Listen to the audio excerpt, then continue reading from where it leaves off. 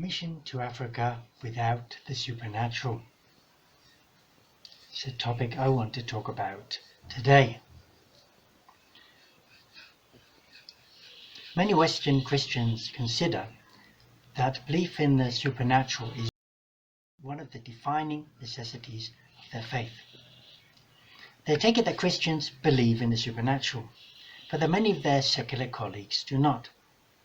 Then part of the task of bringing people to Christ is to convince them that the supernatural exists. Richard Dawkins realized this dynamic.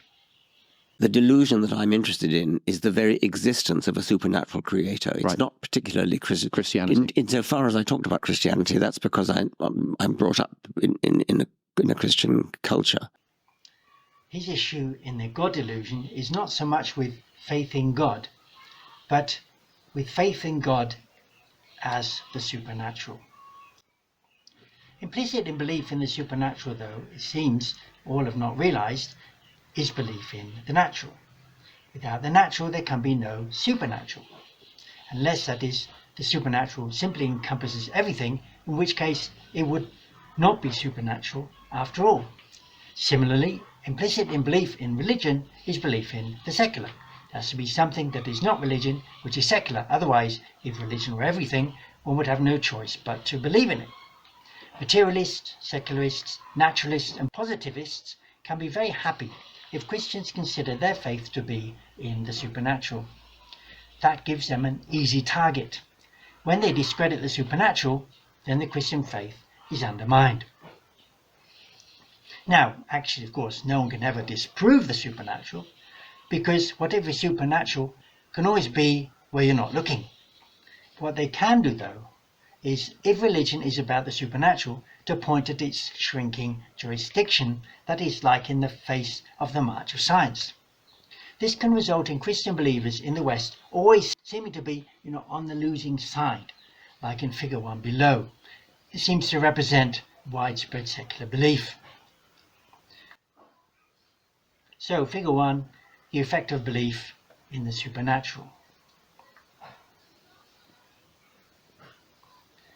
Non-believers in the West would probably be unhappy if Christians studied their Bibles too closely, I suggest.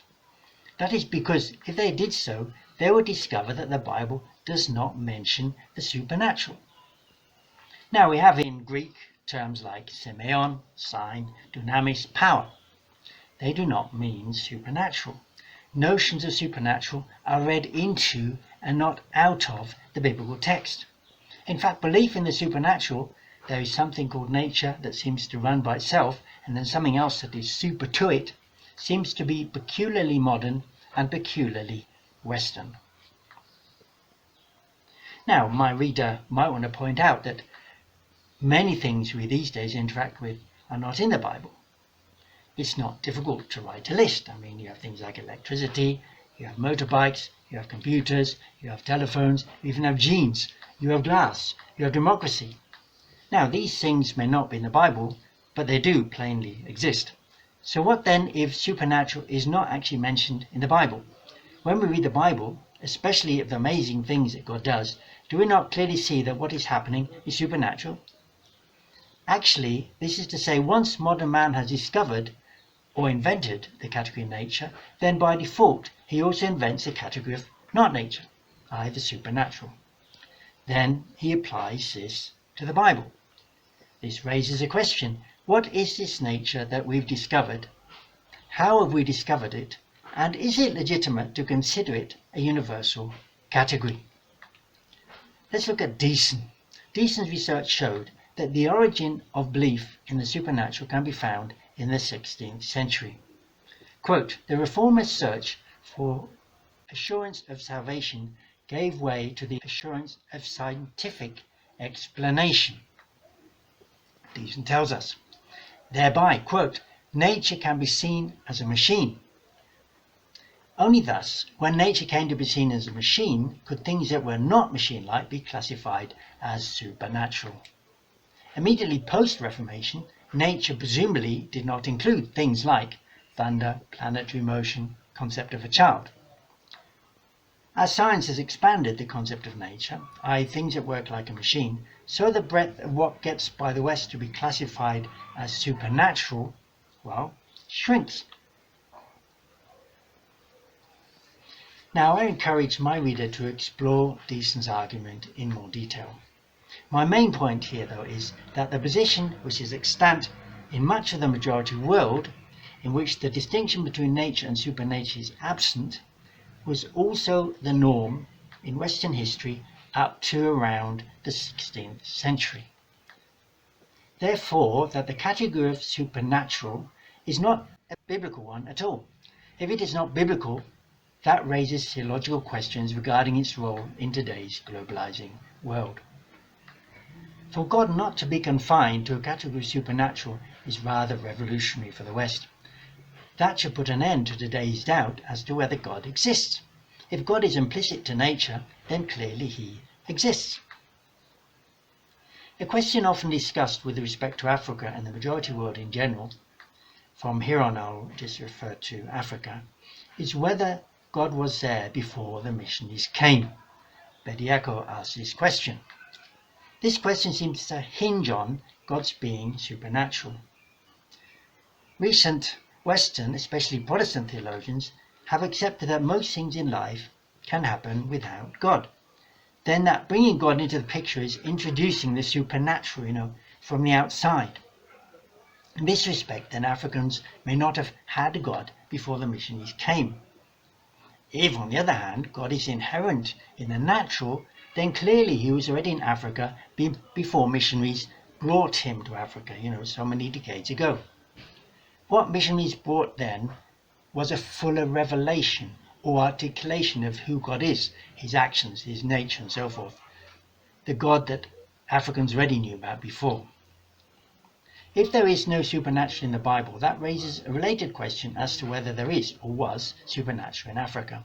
African people are very often thought to be very religious. To many people that means that they may have a strong belief in the supernatural. Yet the term supernatural is not there in African languages. Western people might think then that African people believe in the supernatural without realizing. Now, of course, when African people use English, and they can use the term supernatural, it's there in the English language. But that doesn't mean that they have the understanding, worldview, or beliefs about supernatural, anything like those that Westerners do. This understanding that we Westerners know better than Africans do about what they believe could be considered a kind of neo-imperialism. Reference to the supernatural that was never there in the original can appear in English when we translate from African languages into English. So that, the term supernatural is used to translate certain words in African languages, sometimes used in that way. This occurs particularly if we do not understand Africans at some point. What we do not understand, we label supernatural. But then a parallel inverse can also happen. When you translate from English into African languages, the African can end up not being able to get their heads around what the West does. Does that mean that Western life is based on the supernatural? So what are the implications of some of the above for a missionary on the ground in Africa?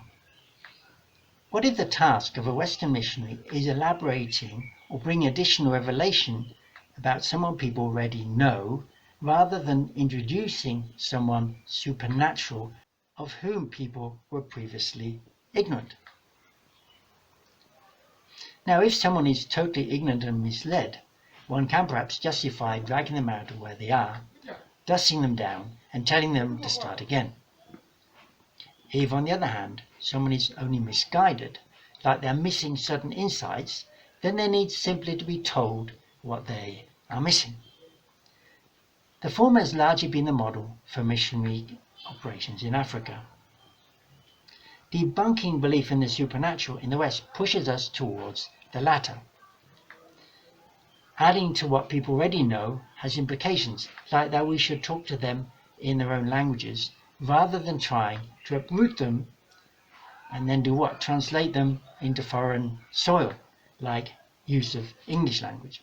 In fact, transplanting people to English has additional problems, In fact, they end up using terms like supernatural, just one example, without really having much clue about what the terms mean for their original users. So, what do we teach in Africa? Well, of course, we have the whole Bible to choose from. In terms of mission to Africa, I would like to add a few comments. Traditional African understandings of God, who is not supernatural but combines the natural and the supernatural into one category, is that he's forced interaction by people's thoughts like about envy. That is, that God, when God is something like the force, can at times be manipulated to do unpleasant things. Traditional African understandings of God do not consider God to be full of grace, as Christians believe to be the case. There's a related issue here. Although it is sensitive, I believe we must face head-on. That is the issue of racism. The contemporary Western world condemns racism. In theory, that is a condemnation of people who think Africans are genetically inferior.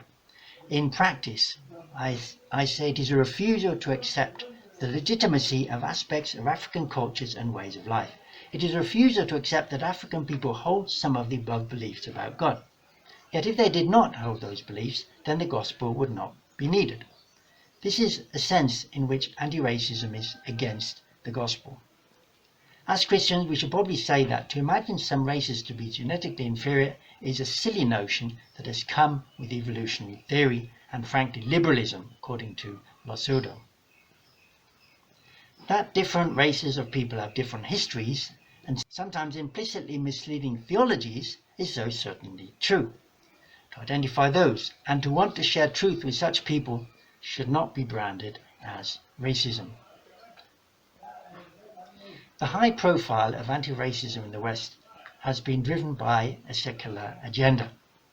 Secular people realize that if they categorize a culture of people of other races as inferior, then they consider that inferiority to be of genetic origin that implies that cultures cannot be changed. Now, the Christian gospel, once considered the great change agent, is thus made redundant. Secularists could make out there is no role for the gospel to play. By thus concealing that which has transformed the West to make it what it is, they're also unfortunately trying to fossilize Africa into primitivity. The reason I mention these race issues here is because Western missionaries need to be aware of ways that their own culture has stultified their thinking. If they come to Africa to do mission with a Western mindset that refuses to see cultural differences because they're thought to be associated with certain races, they have a problem. They may totally miss important areas of need that the gospel can address in Africa and elsewhere. Cultural differences, of course, link to different ways of understanding God. Africa, as other parts of the world, is very much in need of a knowledge of God who is, due to the shed blood of Christ, loving, compassionate, and merciful. The condemnation of racism, i.e. overt policies designed to conceal cultural difference, are one of the last-ditch strategies designed to save the Western secular worldview from collapse.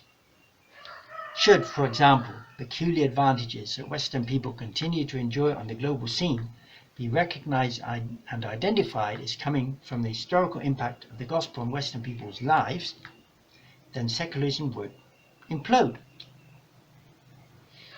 Now, some may want to argue that Westerners do not have a peculiar advantage. That is, of course, because policies designed to counter racism have endeavored to conceal what it is that is peculiar about Westerners. Massive efforts engaged in the last century so as to counter racism have done so by quietly assuming a certain norm. That norm has been basically Protestant. This has been done so quietly that the Christian roots of the norm remain concealed for as long as possible. I'm here dragging the cat out of the bag by revealing the nature of the assumed norm. Notice that anti-racism is global in scope. If it were not so, then norms would depend on the country concerned. E.g. in Zimbabwe, to be not racist would be to treat everyone like a Zimbabwean. As in the UK, to be not racist is to treat everyone as if they are British.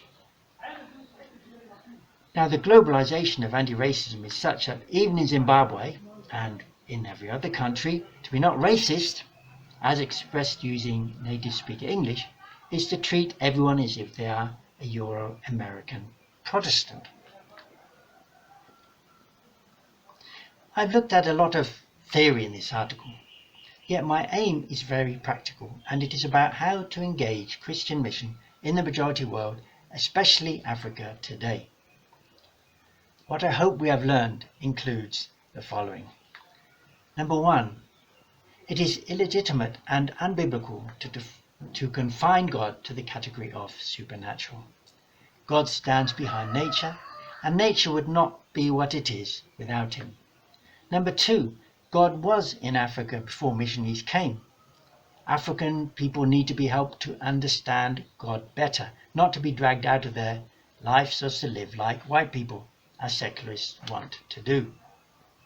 Number three, the contemporary stand against racism is driven by a secular agenda. Missionaries who buy into that agenda will struggle to even perceive, never mind understand, the very issues in Africa that they should be addressing. Number four, secular belief thrives only if God is confined to the supernatural, and as long as the impact of the gospel is concealed by recourse to anti-racism.